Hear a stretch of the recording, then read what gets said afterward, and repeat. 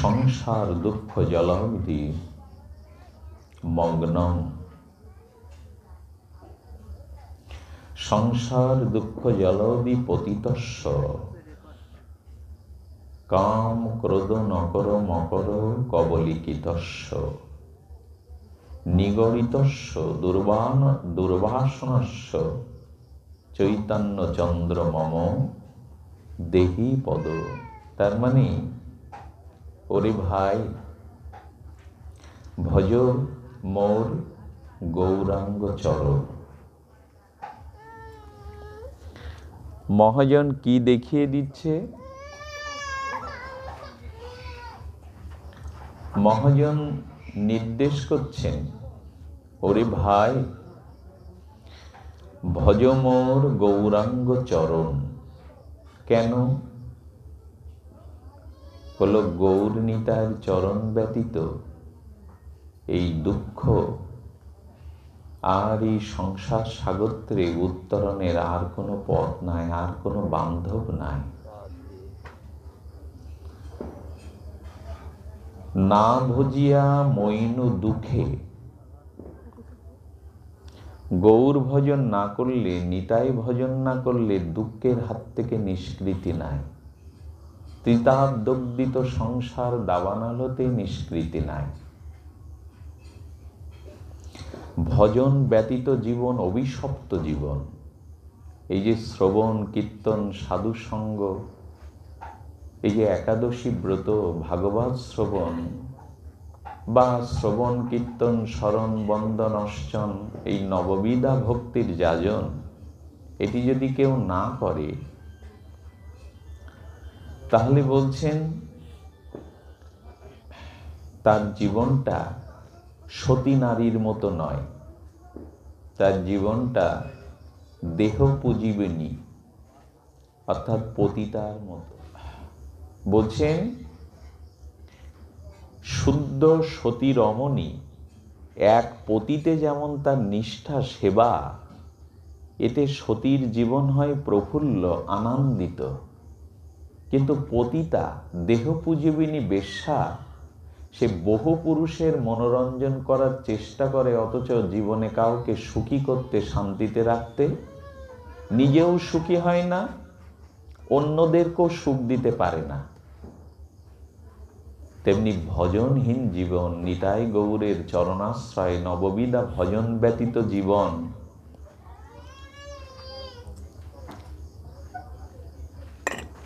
সেই জীবনটা হচ্ছে অসতীর জীবন। যারা গৌর গোবিন্দের চরণাশ্রয় পূর্বক ভজন করে না, তাদের গুণ কোথায়? যাদের ভিতরে ভগবানের ভজন নাই, হোক রূপ যৌবন অর্থসম্পন্ন, গুণ কোথায়?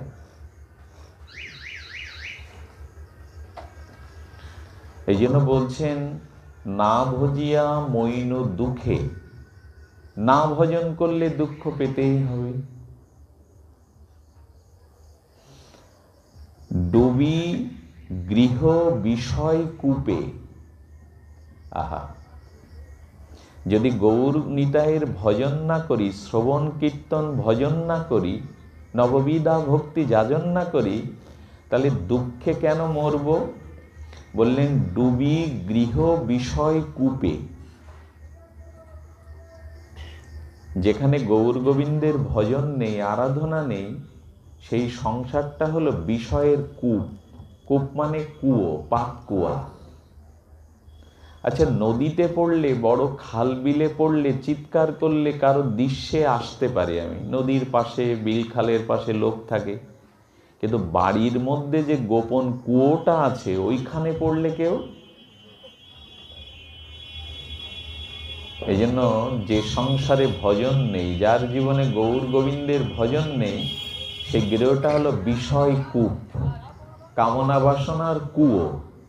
ওইখানে পড়লে কিন্তু আর কেউ দেখতে পাবে না। এই জন্য বলছেন ডুবি গৃহ বিষয় কূপে, আর দগ্ধ হইল এ পাঁচ পরাণ। প্রাণ তো পাঁচটা না, প্রাণ, অপান, সপান, ব্যান, উদান। বলছেন ভগবত ভজন না করলে এই পাঁচটি আমাদের যে প্রাণ এটি দগ্ধ হয়।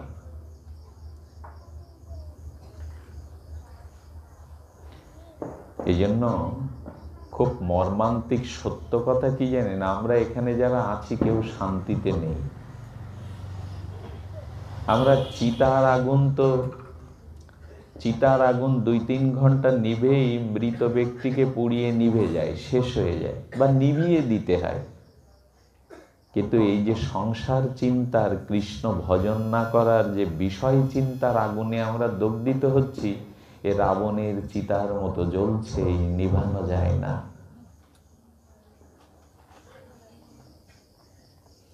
এত করে মহাজনরা বলছেন, তবু আমাদের চেতনা ফেরে কি? চিতার আগুন বা নদীর জলে, 2 কলসির জলে নিভানো যায়, কিন্তু সংসারে গোবিন্দ ভজন না করলে, গৌর ভজন না করলে, হরিনাম আশ্রয় না করলে যে আগুন জ্বলে, পঞ্চ প্রাণেই আগুন জ্বলে।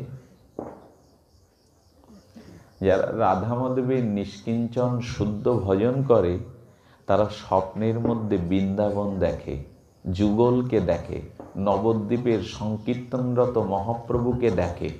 বুঝিবা কোনো শুদ্ধ বৈষ্ণবের আসরে বসে হরিকথা শুনছেন, এরকম স্বপ্ন দেখে। যারা ভজন করে তাদের স্বপ্নটাও আনন্দময় হয়। যারা ভজন করে না তারা দেখে বাঘের স্বপ্ন, ভূত তাড়াচ্ছে, প্রেত তাড়াচ্ছে। বুঝিবা সে নদীতে পড়ে যাচ্ছে। বলল স্বপ্নেও তো তোমার শান্তি নেই।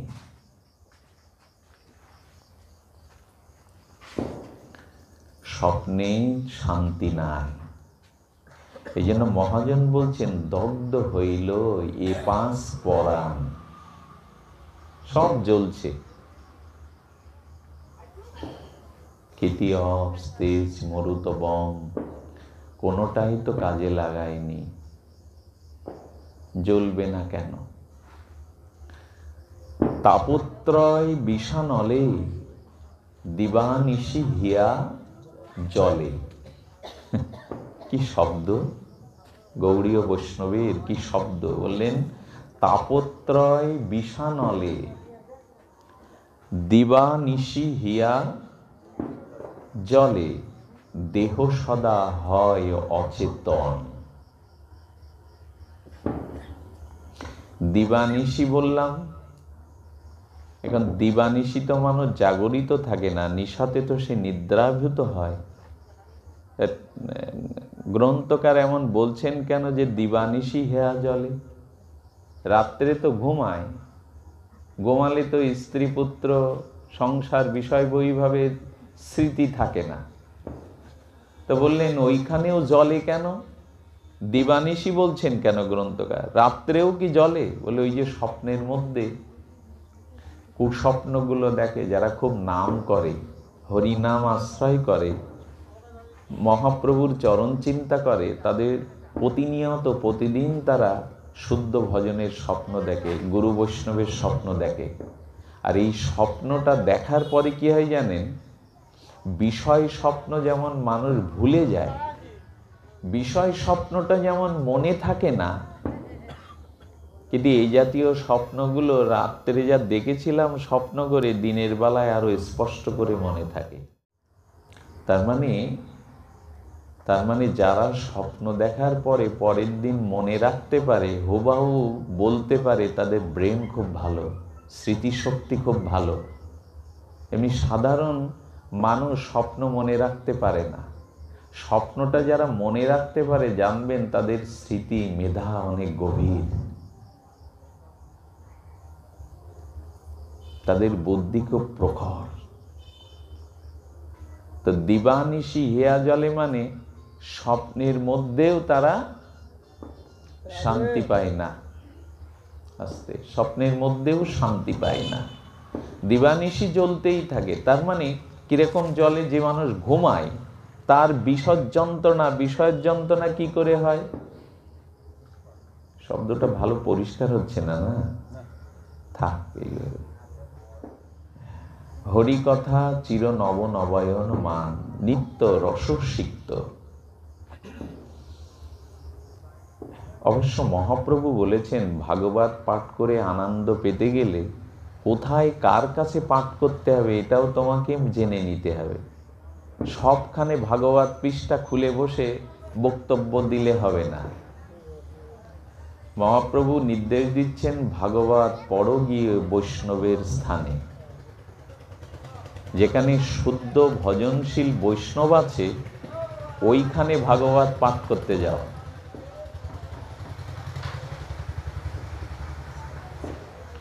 ওইখানে ভাগবত পাঠ করতে গেলে ভাগবত স্বপ্রকাশ হবে। এক বিখ্যাত কীর্তনিয়া ছিলেন নবদ্বীপে, ভারত বিখ্যাত রসজ্ঞ কীর্তনিয়া। তাকে যখন কীর্তনের জন্য, প্রতিশ্রুতির জন্য যেত, দেহ সদা, আচ্ছা দিবানিশি হেয়া জলে শব্দটাই ওইখানে আটকে গেছি। রাতে ঘুমিয়ে পড়লে কি করে সংসার জ্বালায় জ্বলি। বলছেন কি, আমাদের এই যে চক্ষু কর্ণ নাসিকা জিহ্বা ত্বক বা ইন্দ্রগুলি, বহিরিন্দ্রিয় তো কাজ করি। ঘুমায় যখন, তখন চোখ কান নাক মুখ ঘুমায়, একজন ঘুমায় না। শুনুন ভালো করে, যে ঘুমের মধ্যেও আমরা জ্বলি কি করে সংসার বিষয়ে, অগ্নিতে বিষ আর অনালে জ্বলি কি করে।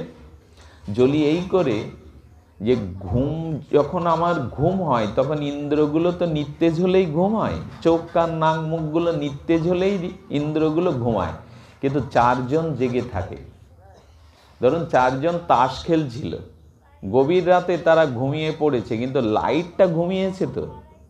যে লাইটের আলোতে তাসটা খেলছিল সেই লাইট ওদের সাথে ঘুমিয়েছে তো, লাইটটা জেগে আছে। তেমনি আপনি সারাদিন হাত পা চোখ কান নাক ইন্দ্র দিয়ে যে কাজ করেছেন, ঘুমেতে ওরা নিত্তেজ হয়ে ঘুমিয়ে যায়, কিন্তু মন জেগে থাকে, লাইটটা জ্বলে। ওই মনে আপনি সারাদিন যেসব চিন্তা ভাবনা করেছেন, মন ওগুলো ধরে ধরে ফেরত দেয়। ওইটাকেই বলে দুঃস্বপ্ন কুস্বপ্ন, বা যা যা মনে আছে বেরিয়ে পড়ে। ওই তখন মন জ্বালাতে থাকে বিষ আর অনালে। এই জন্য ঘুমের মধ্যেও বিষয়ী জীব বাবারে মারে করে ওঠে। বাঘ তো দেখবেই, সে গৌর চরণ তো দেখেনি, বাঘ তো সে স্বপ্নে দেখবেই, আগুন তো দেখবেই, ওই নিয়েই তো দিন রাত কাটায়। তাই বলছেন, দিবানিশি হিয়া জলে। আচ্ছা, এইসব কথা কি সত্যি আমরা আমাদের ভেতরে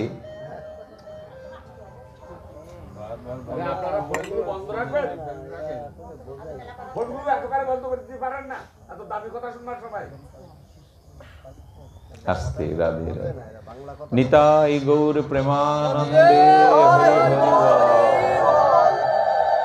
দেহ সদা হয় অচেতন। আমাদের দেহটা এই অচেতন হয়ে গেছে, অবাস হয়ে গেছে। গতদিন বলছিলাম না যে ডাক্তার যখন রোগীকে কাটে তখন অবাস করে কাটে। সেই অবাস করা রোগীর প্রাণ থাকতে ওই যে চেরা সেলাই করে, রক্তরক্তি করে, বুঝতে পারে না।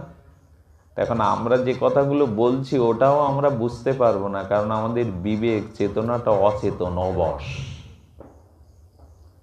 তা নাহলে এত কথা বললে কেউ কিছু না করে পারে? এ কথা শ্রবণ করলে, হরিনাম না করে, হরিকথা না শুনে, ভজন না করে কেউ পারে? এত কথা বলছো, কাজ হচ্ছে না কেন? বলো অবাস করা। তো অবাস করে কাটলে, অপারেশন করলে রুগী বুঝবে কি করে? আমাদের সব অবশ।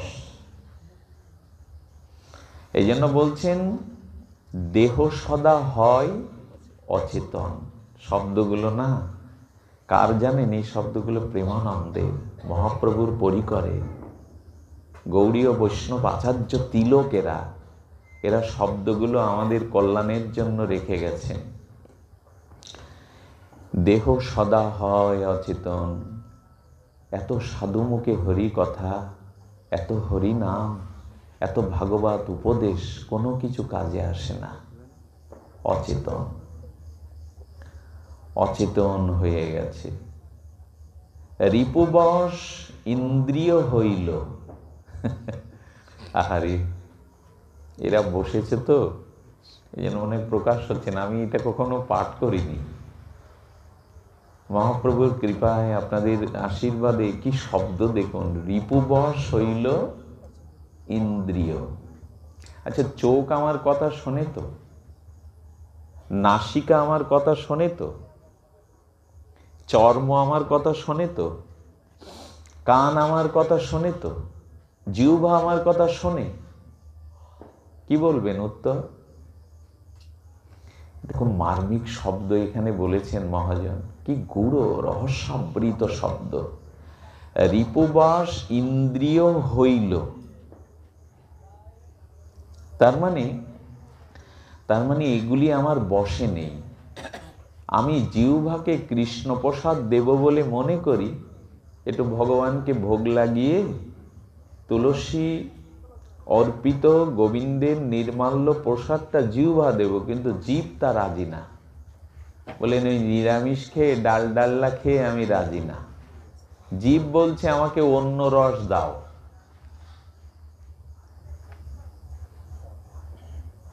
আপনাদের এই অঞ্চলে আমি এসেছি, প্রয়াত কানাইলাল ঘোষ মহাশয়, উনি আমাকে খুব স্নেহ করতেন, অত্যন্ত ভালোবাসতেন।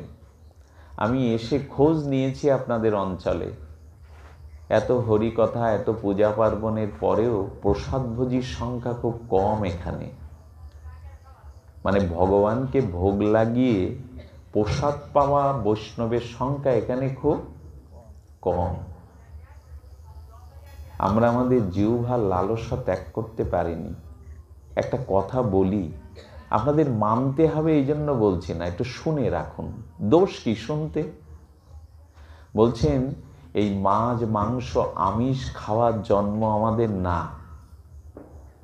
ভগবান সৃষ্টি করেছেন অপূর্বতার রহস্য, অপূর্বতার দূরদৃষ্টি।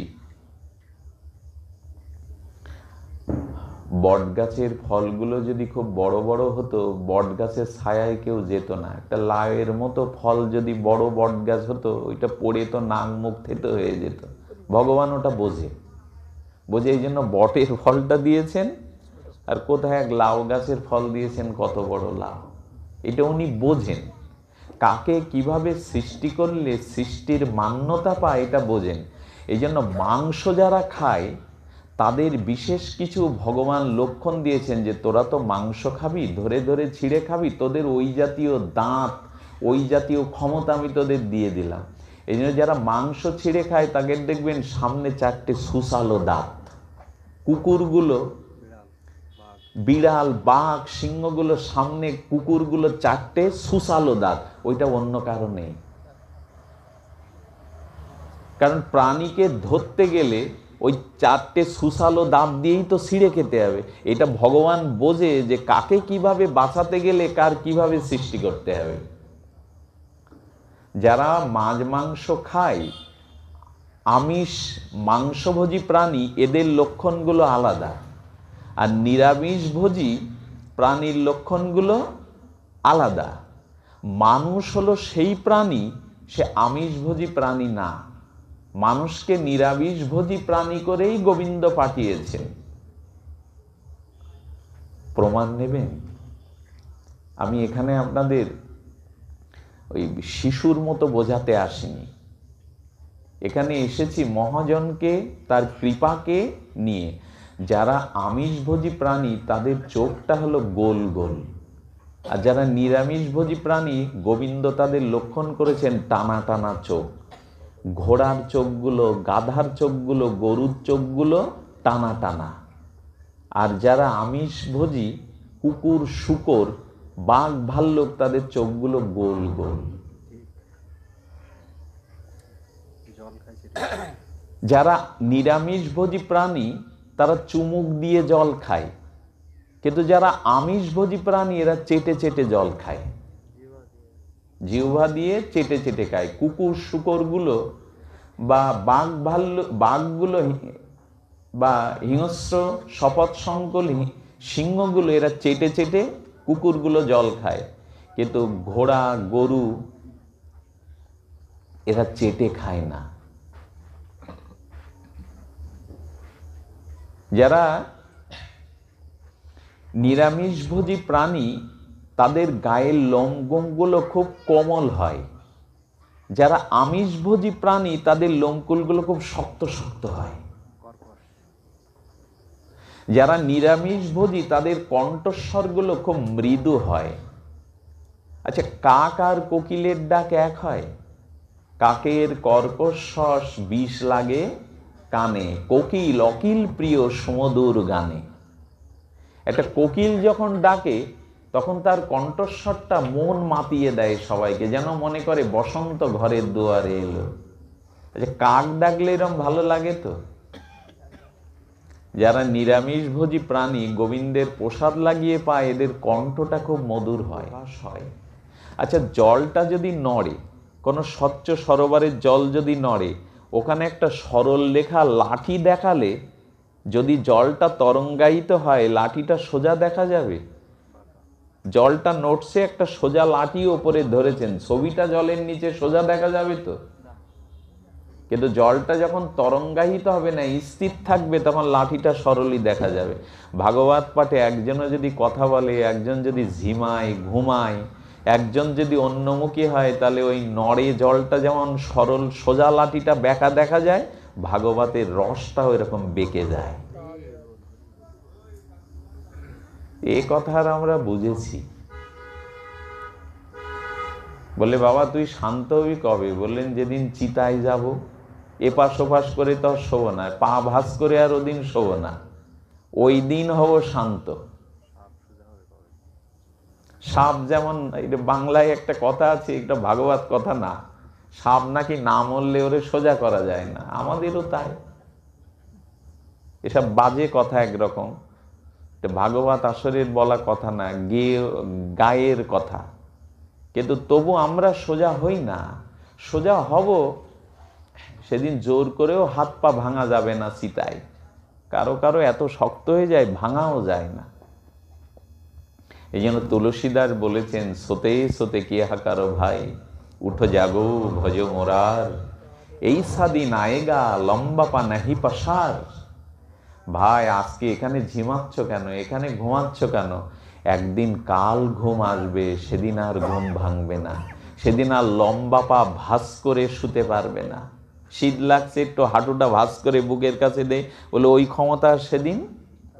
আজকে ঘুমাচ্ছ কেন এখানে? একদিন ঘুম তো আসছে সামনে, ওই ঘুম আর তোমায় কেউ ভাঙাবে না। ওদিন তুমি একেবারে শটান হয়ে ঘুমিয়ে, আজ ঘুমাচ্ছ কেন? কথাগুলো বলি, কিন্তু ওষুধ কাজে দেয় না তো। তাহলে নিরামিষভোজী প্রাণীকে কি বললাম? যেমন দেখবেন গাভীর লোমগুলো কিন্তু বাঘের সিংহের লোমগুলো এক না, ভল্লুকের লোমগুলো এক না। আর কি হয় জানেন? কণ্ঠস্বরটা মৃদু হয়। কোকিলের কণ্ঠস্বর, কারণ কোকিল নিরামিষভোজী। আমরা আসলে সবাই কোকিল হয়ে জন্মেছিলাম, কিন্তু কাকের বাসায় জন্মেছি। কোকিলের বাসায় কোকিল জন্মায় না, জানেন না? জানেন, কোকিলের ডিমটা কাকের বাসায় কোকিল রেখে আসে। আর কি করে জানেন? কাক মনে করে আমারই ডিম, তা দিয়ে দিয়ে যত্ন করে যখন বাচ্চাটা ওঠে, কাক তো চণ্ডাল, ওই টুকরো মাংস, পচা মাংসগুলো এনে ওর জিভে, ওর ঠোঁটের মধ্যে জোর করে দিতে যায়, ঠোঁট দিয়ে ও চিৎকার করে ফেলে দেয় আর বলে, কবে একটু উঠতে শিখবো, এইখানটা আমার জায়গা না, আমার জায়গায় আমি উড়ে যাব। আমরা সবাই প্রসাদভোজী বৈষ্ণব হয়ে এসেছিলাম, গোবিন্দের দাস আমরা, কিন্তু কোকিল হলে কি হবে? কাকের বাসায় জন্মেছি। কাকগুলো কিরকম জানেন? বাপ মা বলে কি, অন্নপ্রাশনের সময় বলে কি, সাধুদের ডাকে, বৈষ্ণবদের ডাকে, আমার ছেলের মুখে ভাত দেব, মেয়ের মুখে ভাত দেব। তা কি করে দেবে? তা একটু সাধু ডেকে গৌর গোবিন্দের ভোগ লাগিয়ে ওই প্রসাদটা দেব, যাতে ওর মঙ্গল হয়। যেদিন প্রসাদ দিল ওই দিন মাত্র, পরের দিন মাংস বুঝে যায় কাকের মতো, পরের দিন আরও দেয় না। কিরম কূট বুদ্ধি বলুন তো। ছেলের যাতে মঙ্গল হয় তাই একদিন ঠাকুরকে, গৌরাঙ্গকে ঘুষ দিয়ে এটো দিয়ে এলাম, পরের দিনতে শুরু হয়ে গেল মাছ মাংস। আরে বেটা, এই যুগে মাছ মাংস না খেলে বিএ পাস এমএ পাস করবি কি করে, পড়াশুনো করবি কি করে? গায়ে তো একটু বল দরকার। সব কাকের বুদ্ধি। যারা এখনো জিহ্বার লালসা থাকতে পারলো না তারা ভজন করবে কি? তারা তো ইন্দ্রিয়, রিপু ইন্দ্র হইল বশ। আমি ওদের বশে, আমার বশে ওরা আসেনি।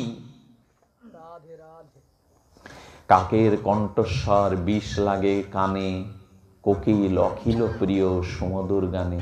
কিছু মনে করবেন না, যারা এই নাম কীর্তন করে এদের একটু প্রসাদভোজী হতে হয়, তাহলে তাদের কণ্ঠের মধুরতা বাড়ে। হরিনাম করতে গেলে কণ্ঠটা খুব মধুর হওয়া চায়, যেন গাছগুলো নুয়ে আসছে, পাখিগুলো বাসায় থেকে শুনছে, যেন মহাপ্রভু এসে শুনছেন। এই জন্য যারা হরিনাম করে, হরিনাম বিতরণ করে, এদের একটু প্রসাদভোজী হতে হয়, খুব জমে, কণ্ঠস্বরটা খুব মধুর হয়। ভাগবত কণ্ঠ একটা অন্য, দেখবেন একজন গাইছে ভালো, কিন্তু তার সুরে সুর মিলিয়ে কেউ গাইতে পারছে না। আর একজন গাইছে, সবাই তার সুরে সুর মিলাতে পারছে। জানবেন তার সঙ্গীতের প্রতি, তার জিহ্বার প্রতি সাত্বিকতা আছে। মহাপ্রভুর হরিনাম শুনে বাঘগুলোও নেচেছিল। হরিণার বাঘ একসাথে চুম্বন করেছিল, সাপগুলো ফনা তুলে নেচেছিল। কতটা মধুর! এই জন্য যারা একটু হরিনাম করবেন তারা যেন একটু নিরামিষভোজী হন, কণ্ঠটা খুব মধুর হয়। তাহলে কি বলছিলাম? নিরামিষভোজী, আমিষভোজী। আর কি জানেন, আমিষভোজী প্রাণী যারা, তারা একটু দৌড়ালেই জিভটা বাইর করে হাঁপায়, কুকুরগুলো, বাঘগুলো। কিন্তু ঘোড়াকে যদি সারাদিন দৌড়ান, জিভ মেলেও, একটা গাভীকে যদি সারাদিন নাঙল চষান, জিভ বেলে অন্তত শ্বাস নেবে না। বিজ্ঞানী আইনস্টাইন নিরামিষভোজী, মহাত্মা গান্ধী নিরামিষভোজী, ভারতের প্রাক্তন প্রেসিডেন্ট পরমাণু বিজ্ঞানী এপিজে আবুল কালাম নিরামিষভোজী, রবীন্দ্রনাথ নিরামিষভোজী, ভারতের অমিতাভ বচ্চন, ক্রিকেট যারা খেলে একটু বল লাগে, এখন বিরাট কোহলিও নিরামিষ খাচ্ছে ফিটনেস ধরে রাখার জন্য। কারিনা কাপুর তার যৌবন ধরে রাখার জন্য নিরামিষ খাচ্ছে। অমিতাভ বচ্চন, অনিল কুম্বলে। কথাগুলো বলছি কেন? আমাদের দেবদেবীর কথাগুলো ছেলেবেলে বোঝে না, কিন্তু এদের কথাগুলো বোঝে। ভারতের বর্তমান প্রধানমন্ত্রী কি মোদি, ইনিও রান্নার ঘরে লোক নিয়ে যান যেখানে যান, ইনি নিরামিষভোজী। ভারতের লক্ষ লক্ষ সাধু সন্ন্যাসী নিরামিষভোজী। ভারতের হাজার হাজার মঠ মিশনের সাধুরা নিরামিষভোজী। এরা মরে যায়, এরা মরে না খেয়ে। আমরা আসলে নিরামিষভোজী, কিন্তু কোকিলি গেছে কাকের বাসায়। আর কি দশা বাবা, খা, গান্ডে গন্ডে খা, তাহলে গার বল হবে না, মাথার ব্রেন হবে না, মরে যাবি রোগে, খা। এইসব শুনে জোর করে কেউ কেউ বললে, তাই তো, এটা বললো খারাপ কথা, প্রাণী হত্যা করে খাওয়া উচিত না। আপনার একটা কথা বললে ভয় হবে, যদি ভয় হয় তো জানবেন ভালো হলো, ভাগবত কথা কাজে দেবে। আর যদি ভয় না হয় জানবেন কিচ্ছু হয়নি। ভয়টা কি জানেন? কোর্টে বিচার উঠেছে, জজ সাহেব বলছেন কে, এক পক্ষ বলছেন যে আমাদের বগ্নিকে, বোনকে ওরা পিটিয়ে মেরেছে, পিটিয়ে মেরে ওরা আড়াতে ঝুলিয়ে বলছে আত্মহত্যা করেছে। বাদী বিবাদী আছে, আর বিবাদী পক্ষ বলছে না, ও বিষ খেয়ে মারা গেছে, আমরা ওকে পিটিয়ে হত্যা করিনি। জজ তখন সাক্ষ্য প্রমাণ ঠিক ঠিক না বুঝতে পেরে বলছে লাশটা তোলার আদেশ দিলেন। বলে উকিল বলছেন 2 বছর আগে ওকে কবরে দেওয়া, তো এখন তুলে কি হবে? তো সেই মানুষ নেই, কঙ্কাল ছাড়া কিছু নেই, হাড়গুলো ছাড়া কিছু নেই। তখন জজ সাহেব বলছেন ওই হাড়গুলো তুলে ফরেনসিক বিভাগে পাঠান। আপনারা একটা কথা এখন শোনেন না টিভিতে, ফরেনসিক রিপোর্ট। বলে ফরেনসিক বিভাগে পাঠালে কি হবে? বিজ্ঞানীরা এমন একটা মেডিসিন আবিষ্কার করেছে, ওই হাড়ের ভিতরে মেডিসিন দিলে বোঝা যাবে মৃত্যুর সময় ওকে জোর করে যন্ত্রণা দিয়ে কেউ মেরেছে না ওই ইচ্ছায় মারা গেছে। আচ্ছা, হাড়ের মধ্যে ওটা কি করে বোঝা যায়? বললো ওই মৃত্যুর সময় তাকে যে জোর করে মারা হয়েছে, ওই যে মর্মোদ্ধার যাতনা, ছটপটানি, ওই অনুভূতিটা হাড়ের মধ্যে রয়ে গেছে। বিজ্ঞানী ওটা মেডিসিন দিয়ে, ফরেনসিক রিপোর্ট দিয়ে জানালো ও আত্মহত্যা করেনি, ওকে পিটিয়ে জোর করে যন্ত্রণা দিয়ে মারা হয়েছে। হাড়ের মধ্যে ওই ব্যথাটা থাকে, ওইটা বিজ্ঞানী রিসার্চ করে বের করে। কথাটা বোঝা গেল? আচ্ছা, আমরা যখন ওই বাজার থেকে মরগ মুরগিটা উব্ধ করে ঝুলিয়ে আনি, আর ওকে মারে কি করে জানেন? এই যে বাজারে যে অমেদ্য জিনিসগুলো, প্রাণীগুলো গরম জলের ভিতরে ওই জীবন্ত প্রাণীটাকে দিয়ে ছটফট করে মারা যায়। ও যখন মারা যায় তখন ওর ওই মৃত্যু যন্ত্রণাটা ওর মাংসের মধ্যে, হাড়ের মধ্যে অনুভূতি রূপে থাকে। ওইটা যারা খায় তাদের ব্রেনের ভিতরে দয়া, মায়া, করুণায় সেলফগুলো নষ্ট হয়ে যায়। আচ্ছা, হরিণের বাচ্চাটা বাঘ যখন সুসালো দাঁত দিয়ে ধরে, ও ছটপট করে, অতটুকু বাচ্চা, বাঘের দয়া হয় না? বাঘের একটু করুণা হয় না? অতটুকু ফুটফুটে হরিণের বাচ্চা ছটপট করছে, ছেড়ে দিই। বললো ওই ব্রেনের ভিতরে মাংস খেতে খেতে যে দয়া, করুণা, মমতা, ওই সেলফগুলো নষ্ট হয়ে গেছে। তার মানে হাড়ের মধ্যেও যদি মরার সময় যাতনাটা থাকে, যেমন মায়েদের আসলে কিছু ফুল বেঁধেছিল, সুগন্ধ ফুল, ফুলটা আসল থেকে পড়ে গেছে কিন্তু গন্ধটাও এখনো ওই রকম। মাছের থলিটার মধ্যে মাছ নেই কিন্তু শুকে দেখবেন গন্ধ আছে, আছে না? আছে। তার মানে কি বোঝা গেল? বোঝা গেল যারা ওই প্রাণী হত্যা করা জিনিসগুলো খায় তাদের ওই হাড় মাংসের ভিতরে যে নির্দয়তা, নিষ্ঠুরতা ওদের ব্রেনকে নষ্ট করে দেয়। এই জন্য দেখবেন এখন অনেক বাবা মা সন্তানকে কেটে ফেলে, হত্যা করে। অনেক সন্তান ও বাবা মাকে এই ব্রেনগুলো, ওই দয়া, করুণা, সেলফগুলো প্রাণী হত্যা করে। যদি হাড়ের ভিতরে ব্যথা লুকিয়ে থাকে, জজ সাহেব বিচার করতে পারে, তাহলে ওই যে মরগ মুরগিগুলো আগুনে দিয়ে প্রাণ কেড়ে নিয়ে তাদের কেটে কেটে খাওয়া হয়, যারা খায় তাদের ভিতরে এই ব্যথাগুলো যাবে না? নিতে হবে না? ভজন সাধন করতে গেলে মহাপ্রভু বলেছেন যার জিহ্বার লালসা নিয়ন্ত্রণ হয়নি সে কৃষ্ণ কোনোদিনই পাবে না। একদম একদম সন্ন্যাক্ষরে লেখা, দিবালোকের মতো স্পষ্ট কথা। তর্ক বিতর্ক যাই তুলুন, ঝড় তুলতে পারেন, কিন্তু এটা মহাপ্রভুর কথা। জিহ্বা অতি লোভময়, ইতি অতি ধায়, শিষ্ণদর পরায়ণ কৃষ্ণ নাহি।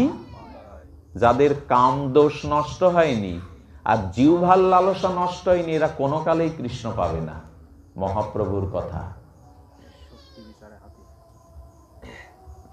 বলে কি, নিরামিষ খেলে গায়ে বল থাকে না বাবা, ঠ্যাং চলে না, পা চলে না, চোখে ঝাপসা দেখি। হাতি কি খায়? হাতি নিরামিষ খায়, ঘোড়া নিরামিষ খায়, সারাদিন ছোটালেও সে হাঁপাবে না। জানেন পুরীতে, পুরী ধামে যিনি ভগবানের নিত্য সেবক জগন্নাথের, সে পৃথিবীর মধ্যে শ্রেষ্ঠ বলশালী।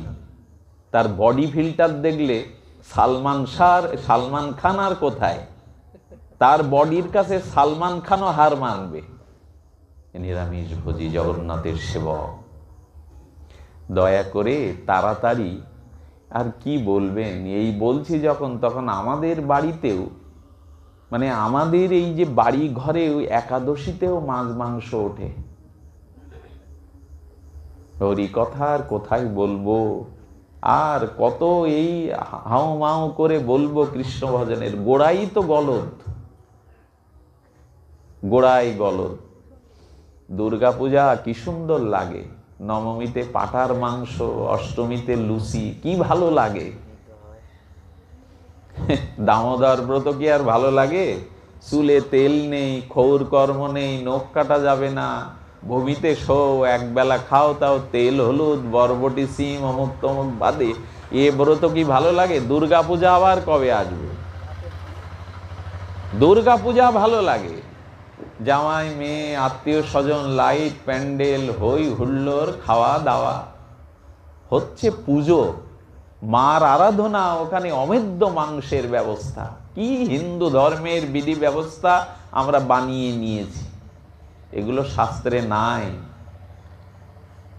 এগুলো আমাদের লোভ লালসার শাস্ত্র। এই দামোদর ব্রত আর আমাদের ভালো লেগেছে। কথা বলতে বলতে পথ হারিয়ে ফেলেছি।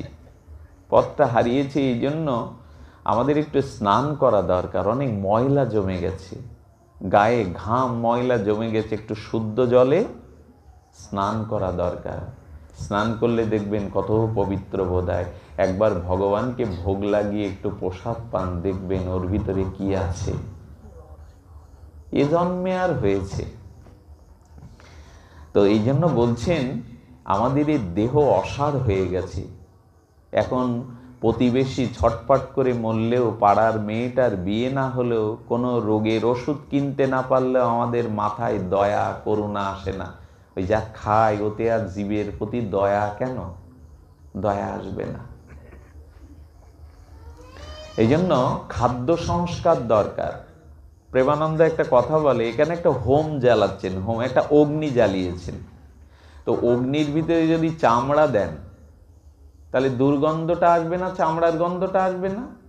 ওতে যদি ঘি দেন, কি গন্ধ আসবে? ঘিয়ের গন্ধ আসবে। তেমনি আমরা যা খাই, সিদ্ধ করে রান্না করে খাই, ওই খাদ্যে আমরা বাঁচব না, আমাদের পেটে গিয়ে আবার সিদ্ধ হয়। এই যা সিদ্ধ করে আমরা পাই তেল নুন ঝাল মশলা দিয়ে, ওই সিদ্ধ খেলে কিন্তু আপনি বাঁচতেন না। পাকস্থলিতে গিয়ে, পাকস্থলীকে বলে বৈষণর, গোবিন্দ বলছেন আমি ওখানে তাপ অগ্নির দ্বারা ওটা আবার সিদ্ধ করি, সিদ্ধ করে কি করি? ভগবানের কি বিধি ব্যবস্থা দেখুন, পাকস্থলিতে গিয়ে ওটা তাপের দ্বারা, বৈষণর অগ্নির দ্বারা সিদ্ধ হয়। সিদ্ধ হয়ে টক্সিন, অসার পদার্থটা মলমূত্র হয়ে বেরিয়ে যায়, আর সার অংশ দিয়ে রস তৈরি হয়, মেদ তৈরি হয়, অস্থি তৈরি হয়, হাড় পুষ্ট হয়, আর অস্থি মজ্জা শুক্র হয়। তাহলে ভগবান যদি ওই অগ্নিটা পাকস্থলীতে না দিতেন, এই যা খেতাম ওর দ্বারা বাঁচতাম না।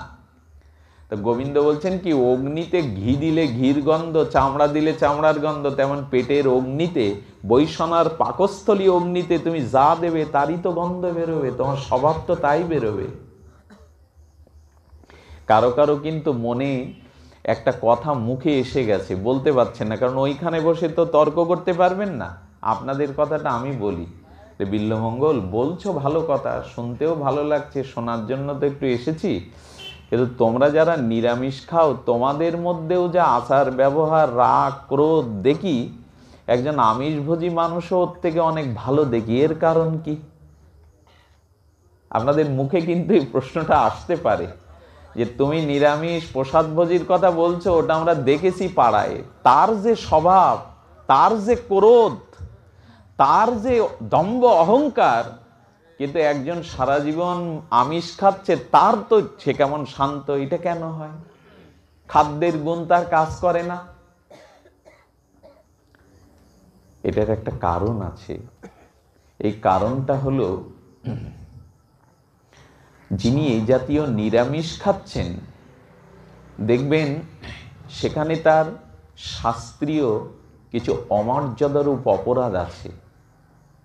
সেই অমর্যাদাটা হলো, সে যথাযথ ভগবানে প্রসাদী করে খায় না। নিরামিষ খাওয়ার মধ্যে কিন্তু কোনো সাত্ত্বিকতা নেই, বলেন ওটা ভগবানকে তুলসী দিয়ে, প্রদীপ দিয়ে আরতি করে খেতে হবে, একটু প্রসাদ করে খেতে হবে। আর ভগবানের প্রসাদ খেয়েও যাদের চরিত্র শুদ্ধ হচ্ছে না, রাগ ক্রোধ দম্ভ যাচ্ছে না, জানবেন কোনো সাধুগুরু ভজনের প্রতি তাদের অপরাধ আছে, এই জন্য ওই খাদ্যটা ক্রিয়া করছে না। একদিন করবে, কারণ জলের উপরে দাগ কাটলে যেমন তাড়াতাড়ি মিশে যায়, এই লোকগুলো দোষ থাকলেও একদিন না একদিন তারা সংশোধন হবেই হবে, দ্রুত হবে। এই জন্য অপরাধ থাকলে এই দোষগুলো মাথা ছাড়া দেয়। পূর্বজন্মের বর্তমান জন্মের অপরাধগুলো ওই নিরামিষ খেলেও কাজে দেয় না।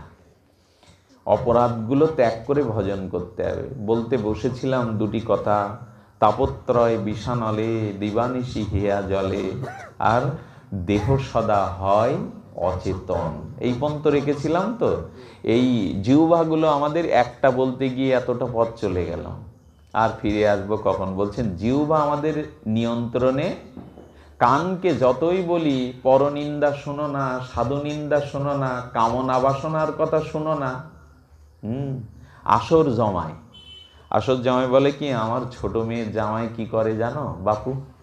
ও তখন কান খাড়া করে বলে কি করে? বলো এসআই হয়েছে, এসআই। আর মেজে জামাই, মেজে জামাই প্রফেসর, সাগরদাড়ি মাইকেল কলেজের প্রফেসর। বলে তাহলে বড় জামাই? ওর আগ্রহ বেড়ে যায়।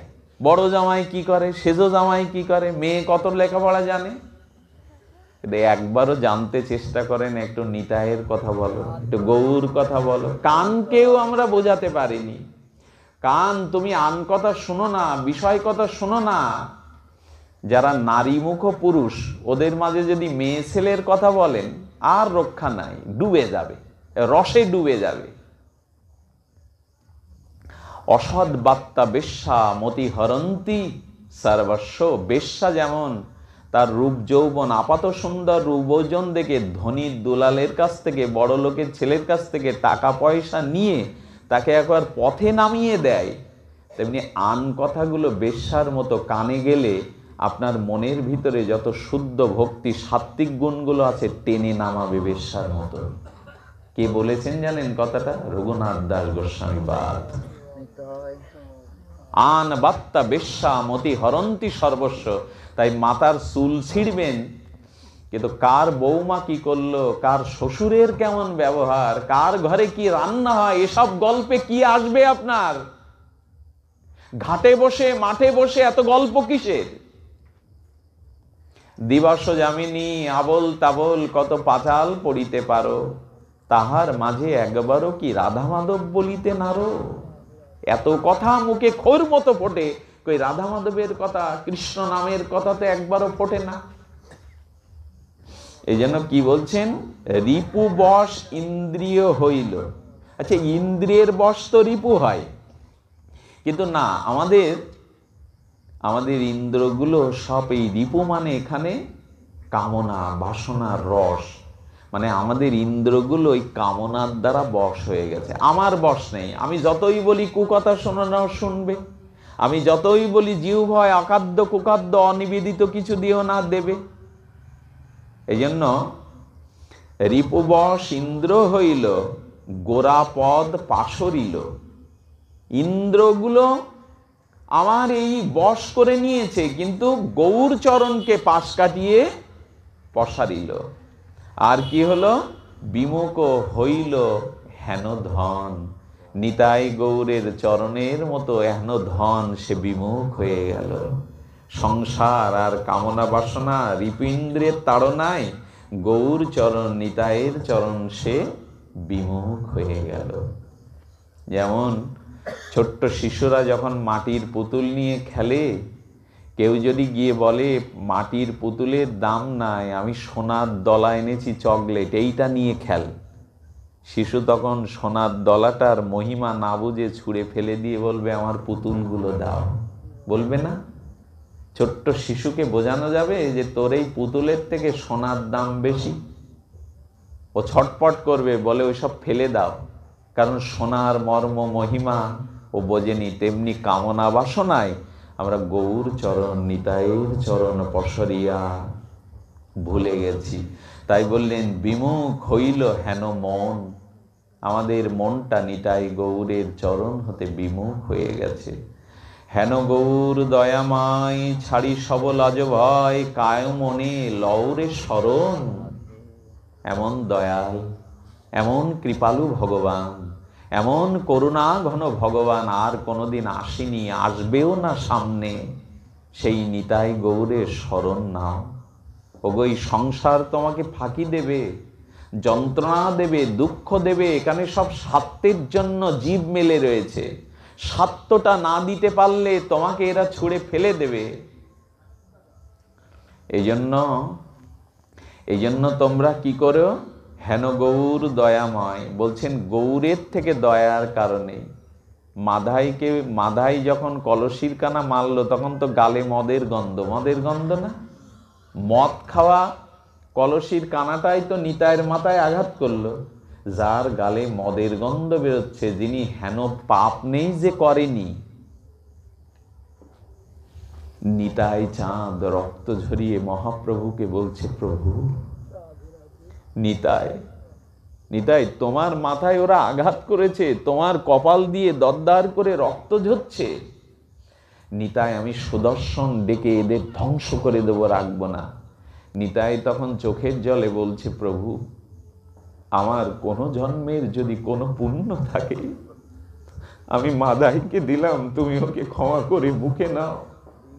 এমন দয়াল হরি পেয়েছেন কোথাও, যার গালে মদের গন্ধ বেরোচ্ছে, যে হেন পাপ নেই করিনি। নিতাই তার মস্তক দিয়ে রক্ত ঝরছে, আর মহাপ্রভুকে বলছেন, তুমি করুণার অবতার, তুমি প্রেমাবতার, তুমি তো অস্ত্র ধরবে না প্রভু। কত দয়ালু, কত কৃপালু নিতাই চাঁদ। বলছেন, আমার কোন জন্মের যদি কোনো সুকৃতি থাকে, এই নিতাই তো সংকর্ষণ অংশী। ইনি বলরাম, ইনি লক্ষণ, ইনি এনাদেরও মূল অংশী সংকর্ষণ। এই সংকর্ষণের উপাসনা করে ভগবান শিব। এই মূল সংকর্ষণের অংশ গর্ভদক্ষায়ী, ক্ষীরদক্ষায়ী, কারণক্ষায়ী বিষ্ণু। সেই মূল সংকর্ষণ নিতাই বলছে, আমার কোনো জন্মের যদি কোনো পুণ্য থাকে, আমি মাদাইকে দিয়ে দিলাম, কৃপা করো প্রভু। নিতাই বললেন, ওরে তোরা মার, আমার রক্ত ঝরা, তবু আমি তোদের প্রেম চাইবো, তোদের ক্ষমা করে দেবো, এই প্রমাণ আমি রেখে গেলাম। আজও যারা জগায় মাদাইয়ের মতো আমরা, তাদের জন্য নিতাই সাক্ষী স্বরূপ বললেন, আমি রক্ত ঝরিয়ে তোকে কৃপা করব। দয়াল নিতাই, নিতাই বিনা দয়াল নাই। যে নিতাইকে ভজল না, যে নিতাইয়ের চরণে শরণ নিল না, তার গতি কোথায়? এই জন্য নিতাই না বলিল মুখে, মজিল সংসার বিদ্যাকুলে কি করিবে তাই। টাকা থেকে, উচ্চ লেখাপড়া থেকে, রূপ যৌবন থেকে কি হবে যদি মুখে নিতাই না বলো? ওগুলো তো বেশি দিন থাকবে না, ওগুলো যন্ত্রণা দেবে। এই জন্য একবার নিতাই বলো, গৌর বলো, গৌর গৌর গৌর গৌর গৌর গৌর হে। সকালবেলা উঠে গৌরীয় বৈষ্ণব গৌর নিতাইয়ের নাম নেবে। মহাপ্রভু বলে দিয়েছেন, দিনান্তে যে নিতাই বলে একবার, সে হয় আমার, আমি হই তার। দিনান্তে যে একবার হা নিতাই বলে, মহাপ্রভু বলছেন, আমি তার হই, সে আমার হয়। দিনান্তে যে নিতাই বলে একবার। আজকে বলেছেন তো নিতাইয়ের নামটা? অনেকেই বলেছি, অনেকেই বলিনি। তাদের জন্য বলছি, একটু এরকম বলতে গেলে আবার আমাদের সমাজে বলে কি, খুব ভাব হয়েছে না, খুব ভাব হয়েছে না। হোক, লোক যা বলে বলুক, তাতে বয়ে গেল।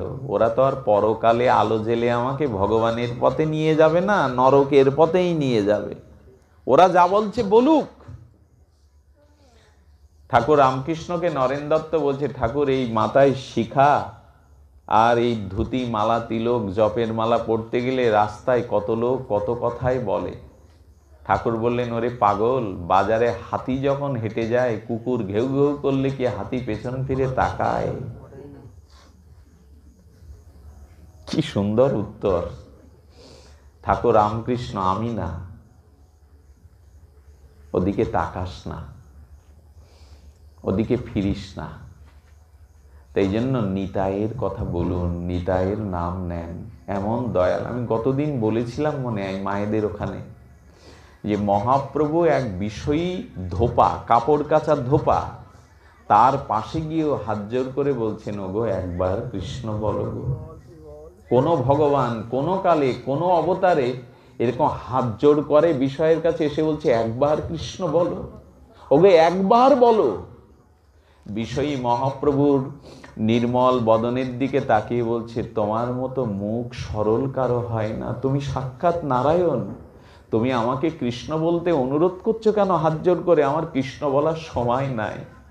মহাপ্রভু আরো কাতর হয়ে বললেন, একবার কৃষ্ণ বলো ভাই, একবার কৃষ্ণ বলো। কোন ভগবান কোন কালে এরকম বদ্ধ জীবের দ্বারে হাত জোর করে বলিয়েছে একবার কৃষ্ণ বলো? কোন ভগবান কোন কালে বলেনি। কৃষ্ণ ভগবান জরাসন্ধ কংসকে পর্যন্ত মুক্তি দিলেও তাদেরকে বধ করেছে, আর মহাপ্রভু বলছেন একবার কৃষ্ণ করো। ধোপা বলছে, কৃষ্ণ বলতে গেলে আমার কাপড় কে কাচবে? আর এই কাপড়গুলো না কাচলে আমার ছেলে মেয়ের মুখে ভাত উঠবে না। মহাপ্রভু বলছেন, তোমার কাপড়গুলো আমায় দাও, আমি কেচে দিচ্ছি, বিনিময়ে তুমি এবার কৃষ্ণ বলো। এমন দয়ালু ভগবান আর কখনো আসেনি। আমি কাপড় কেচে দিচ্ছি। আচ্ছা, এই লীলাটা একবার মনে মনে, একান্ত মনে মনে কল্পনা করুন তো। রাধা কৃষ্ণ মিলিত তনু গৌরাঙ্গ দেব জীবের কাপড়গুলো কেচে দিয়ে বলছেন, তুমি কৃষ্ণ বলো, একবার বলো। এমন দয়ালের চরণ আমরা স্মরণ করলাম না? কত কত যুগে কত কত তপস্যা করতে হতো, কিন্তু একবার নিতাই বললেই, গৌর বললেই তাকে কোলে তুলে নেবে। হেন নিতাই বিনে ভাই রাধাকৃষ্ণও পাবেন না। এই নিতাই গৌরের কৃপা না হলে পাওয়া যাবে না। এই জন্য ঘরে একটু পঞ্চতত্ত্বটা রেখে নিতাই গৌরকে একটু ফুলমালা দিয়ে তাদের চরণে প্রণিপাত করে বললেন, তোমরা দয়ালু, আমাদের মতো পতিত উদ্ধারের জন্য হে নিতাই তুমি বিনা নিতাই আমাদের কোনো দয়াল নাই, আমাদের কোনো আশ্রয় নাই তুমি বিনা। নিতাই চাঁদের দয়া কেমন জানেন? মালিনী দেবী কৃষ্ণ সেবার একটা বাটি মাপছে জল নিয়ে, একটা কাক এসে বাটিটা তুলে নিয়ে গেছে। মা কাঁদছে, মালিনী দেবীকে বলছেন, কাঁদছো কেন মা, কাঁদছো কেন? বলে, আমার কৃষ্ণ সেবার বাটিটা কাক নিয়ে গেছে। নিতাই তখন ওই কাকের দিকে তাকিয়ে কি যেন বিড়বিড় করে বলল, কাকটা উড়ে এসে আবার বাটিটা ওখানে ফেলে দিয়ে চলে গেল। নিতাইয়ের কি করুণা দেখুন, একটা বাটির জন্য নিতাই ওকে আবার ডেকে এনে ওইখানে দেওয়ালে। এই জন্য বলি কি, একটু হরে কৃষ্ণ এই মন্ত্রগুলো জপ করুন, জপের থলিতে একটু নিতাই গৌরকে স্মরণ করুন। দিন তো ফুরিয়ে আসছে, জরাব্যাধির শরীর কখন ভেঙে পড়বে। পদ্ম পাতার উপরে এই জলগুলো টলমল করছে, নলিনী দল জল জীবন টলমল। তাই হেন গৌর দয়াময়, ছাড়ি সব লাজ ভয়, কাই মনে লওরে শরণ। তিলক নিয়েছি বলি, কাছা মেরেছি বলে লোক ভণ্ড প্রতারক বলুক না, লাজ ভয় তো ছাড়তে হবে। লাজ ভয় ছেড়ে দাও, ওতে কিছু যায় আসে না। কিন্তু ভজন না করলে যে পরকালটাই নষ্ট হয়ে যাবে, আর তো মানুষ হতে পারবে না।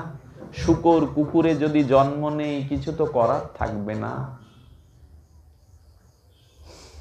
লোক লাজ ভুলে যান। আর এই বাইরের যত আবর্জনা, এই বাইরের যত রং চং, জানেন মুখে কত রং চং মাখি আমরা, কিন্তু আত্মার রংটা মাখায় না, আত্মাকে সাজায় না।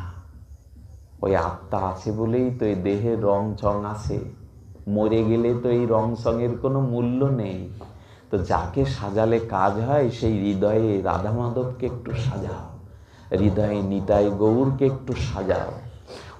ওর সাজাতে গেলে এই বাইরে বাইরের প্রসাধনী না, নিতাই গৌরকে সাজাতে গেলে একটু চোখের জলে সাজাতে হবে, একটু হৃদয়ের ভালোবাসা দিয়ে সাজাতে হবে, একটু ফুলমালা চন্দন হরিনাম দিয়ে সাজাতে হবে তাকে।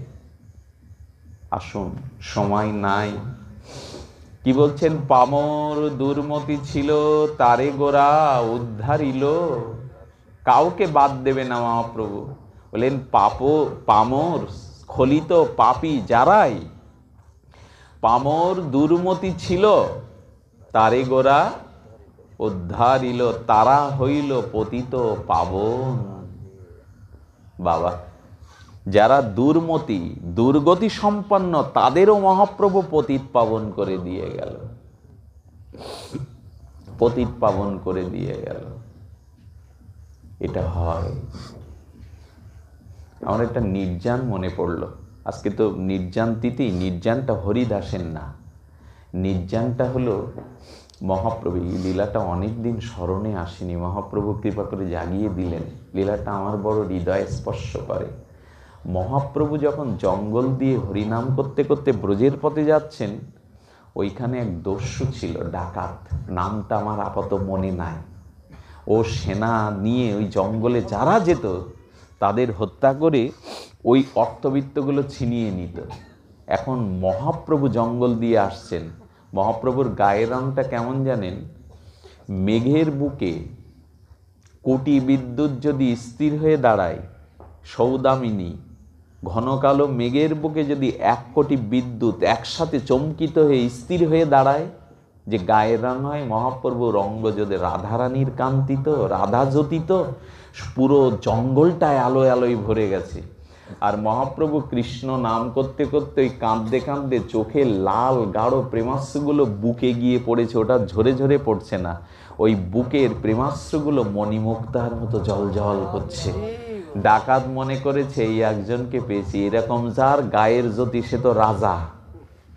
আর ওই গলায় মুক্তার সমস্ত চোখের জলগুলো মুক্তার মতো টলমল করছে, চোখের জলটাও চিকচিক করে।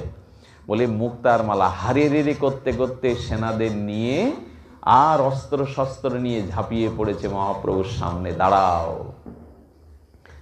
গৌর হরির কি আর এদিকে খেয়াল আছে? তিনি তো রাধা ভাবে হরিনামে তন্ময়। যখন চোখ খুলল, সামনে একদল ডাকাতকে দেখে মহাপ্রভু হাসছে। ওগো, ওগো, তোমাকে দেখে মনে হয় তুমি আমার অনেক দিনের চেনা। আমায় বলতে পারেন মহাপ্রভু কি কোনো অভিনয় করে? ভগবান কি কোনো অভিনয় জানে? সৃষ্টি স্থিতি মালিক যিনি। মহাপ্রভু মুখের দিকে তাকিয়ে অপলক নয়নে বলছেন, তুমি যেন অনেক জন্মের চেনা। আমাদেরই মহাপ্রভুর ঘরের লোক আমরা গোবিন্দ দাস, কৃষ্ণ দাস। প্রভু আমাদের চিনবে না কেন? আমরা অনেক জন্মের প্রভু, কিন্তু আমি ভুলে গেছি আমার প্রভু তুমি। বললেন, তুমি আমাকে চেনো? আচ্ছা, তোমার মুখের দিকে তাকিয়ে আমার হাত থেকে অস্ত্রগুলো পড়ে যাচ্ছে কেন? তোমার মুখের দিকে তাকিয়ে কে তুমি? তোমার মুখের দিকে তাকিয়ে আমার ভেতরে আর হিংসাটা কাজ করছে না কেন? আমার অস্ত্র পড়ে যাচ্ছে কেন? আচ্ছা, তোমাকে দেখেও যে আমার মনে হচ্ছে তুমি আমার অনেক দিনের চেনা। একজন ডাকাতের মধ্যে এই ভাব হতে পারে? সঙ্গে সঙ্গে অস্ত্র ফেলে দিয়ে সাথে যারা সাথী এসেছিল তাদের বলছে কি, তোরা চলে যা, আমি এতদিন ধরে ধন দৌলত যেখানে গুছিয়ে রেখেছি ভাগ করে নিয়ে যা।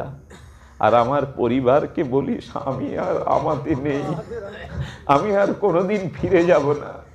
সবাইকে বিদায় দিয়ে মহাপ্রভুকে বলছেন, তুমি কে গো? তোমাকে দেখে আমার মনটা এমন হচ্ছে কেন? তুমি আমার অনেক জন্মের চেনা বুঝি? কে তুমি? মহাপ্রভু বলছেন, আমি তোমার চিরদিনের আপন, আমার বুকে এসো। কোন ভগবান এরকম করেছে তো? এসো, তুমি আমার বুকে এসো, তুমি আমার বুকে এসো।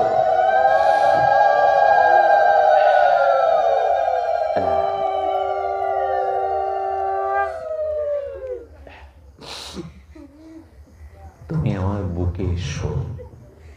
মহাপ্রভু জড়িয়ে ধরলেন। মহাপ্রভু প্রেম আলিঙ্গন দিয়ে হৃদয়ের প্রেমে সিক্ত করে দিলেন। চিরদিনের এই দস্যু ডাকাতকে কি ঘটেছিল জানেন?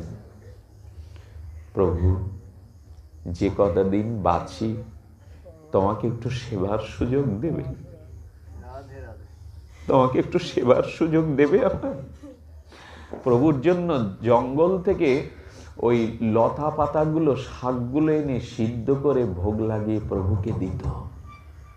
প্রভু তো ব্রজে যাবে, বৃন্দাবনে যাবে। তো হয়েছে কি, মহাপ্রভু চিন্তা করলেন ওকে আর বেশি দিন এইভাবে রাখলে ও তো আমাকে ছেড়ে দেবে না। তখন প্রভুর কৃপা হলো।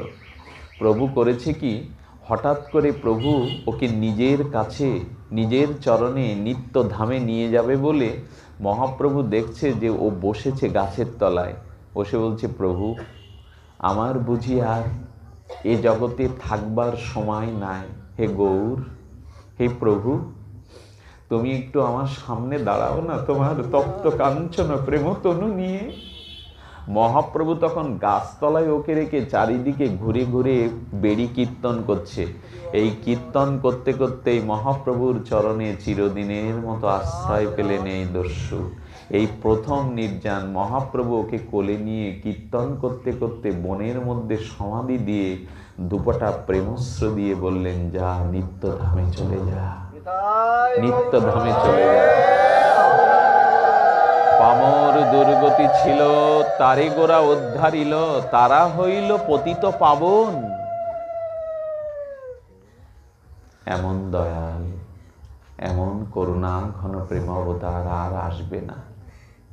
বিষ্ণুপ্রিয়াকে ছেড়ে, সচিমাকে ছেড়ে জীবের দ্বারে দ্বারে গোরা কাঁদে, জীবের লাগিয়া কাঁদে। প্রভু, ভগবান কাঁদবে কেন? ভগবান তোমার ব্যথা কি? তুমি কাঁদছো কেন? তুমি ভিখারির ন্যায় গড়াগড়ি দিচ্ছ কেন ধুলায়?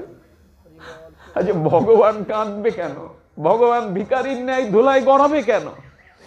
মহাপ্রভু বললেন, আমি না কাঁদলে তো জীব কাঁদবে না, নিজে না কাঁদলে তো অন্যকে কাঁদানো যায় না, নিজে না মজলে তো অন্যকে মজানো যায় না। আমি যদি না কাঁদি কৃষ্ণ কৃষ্ণ বলে, জীব তো কৃষ্ণ বলে কোনোদিনও কাঁদবে না। ভগবান কাঁদছেন। পাথরগুলো গলে গেল, গলল না শুধু আমার হৃদয়। মহাপ্রভু যে পাথরের উপরে পা দিয়েছেন, পাথরটা গলে গিয়ে প্রভুর চরণ চিহ্ন এখনো আঁকানো আছে। গলল না শুধু আমার হৃদয়। এত কঠিন। মহাজন বলছেন, পাষাণ হলে গলে যেত, আমি বুঝি আমার হৃদয় বুঝি পাষাণের থেকেও কঠিন, গলে না। এমন কৃষ্ণ নামে যদি দুপোটা অশ্রু এসেও না আসে, এমন মধুময় গৌর কথায় যদি দুটো চোখের জল না পড়ে না, তো হৃদয়ে অনেক পাথর ছাপা ব্যথা থেকে যাবে, হালকা হতে পারবেন না। মাঝে মাঝে কৃষ্ণ বলে আড়ালে কাঁদবেন, দেখবেন বুকটা কেমন হালকা হয়ে গেছে, অনেক ভার নেমে গেছে।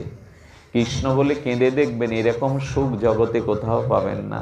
কৃষ্ণ বলে যে কাঁদতে পারে, তার মতো সুখ আর এ জগতে একবার দেখুন না। কত কিছুই তো দেখলেন জগতে, একবার কৃষ্ণ বলে, গৌর বলে কেঁদে দেখুন, যে সুখ আছে অনন্ত জন্মের পাপ ধুয়ে মুছে পাহাড় পরিমাণ পাপ চলে যাবে একবার চোখের জলে কৃষ্ণ বললে। কিন্তু জল তো আসে না। গোরা দ্বিজ নটরাজে বান্ধ হৃদয় মাঝে কৃপ করিব সংসারে সমন।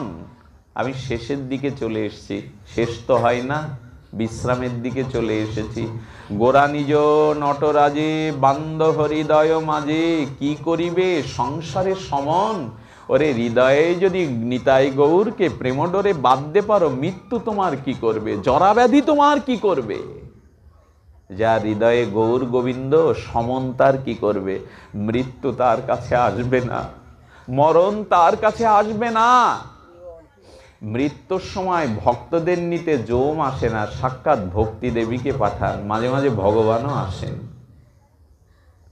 যম আসবে না, নিতাই গৌর বুকে রাখলে যম আপনার কাছে আসবে না।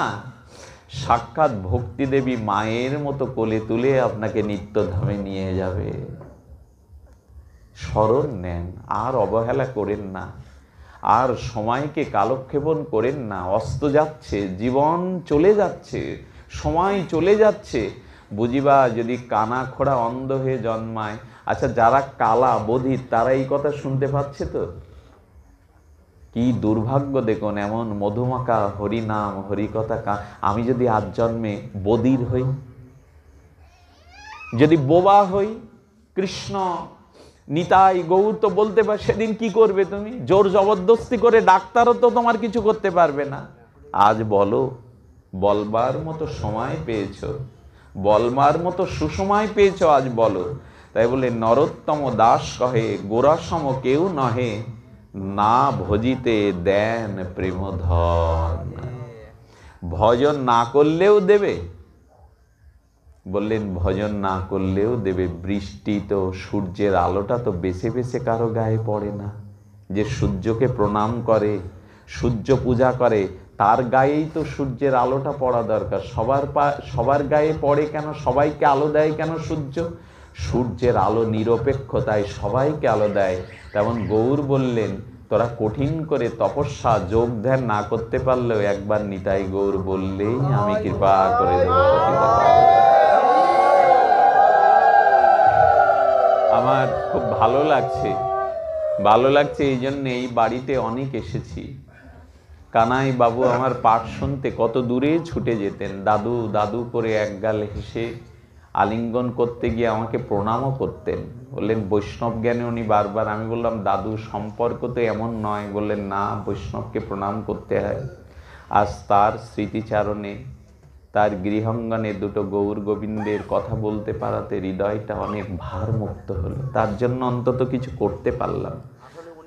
আমার সাথে আমার ধনঞ্জয় এসেছে, বলা যায় রাজ পরিবারের ছেলে, কিন্তু ভিখারির ন্যায় তার ভজন জীবন। প্রেমানন্দ এসেছে, ওর মুখখানা